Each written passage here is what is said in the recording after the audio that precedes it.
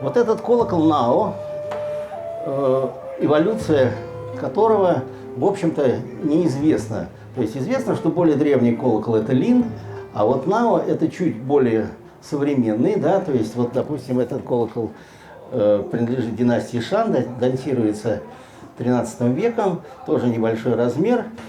Чем он характеризуется? Значит, миндалевидное сечение, направлен он вверх, ручка с дыркой, в которой вставляется деревянный стержень, и так колокола позиционируются.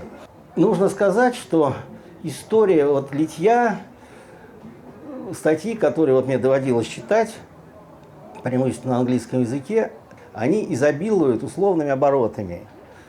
Можно предположить, что считалось, что, однако, последние исследования делают эти утверждения несостоятельными и так далее, и так далее. И вот это вот переливание, значит, вот из одного в другое повторяется.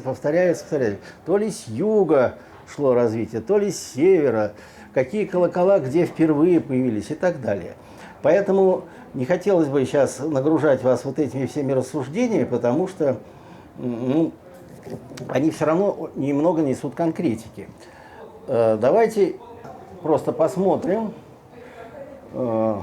еще на колокола. Вот этот уже большой.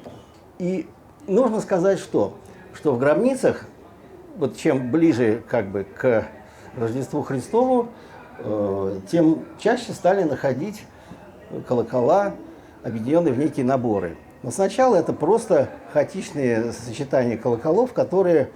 Тут надо еще иметь в виду следующее, что в разные периоды колокола имели разный социальный контекст и в разных местах как бы захоранивались. То есть, например, наиболее древние колокола захоранивались вместе с элементами бронзовой посуды, там, в гробнице, что указывает на контекст жертвоприношения. Да?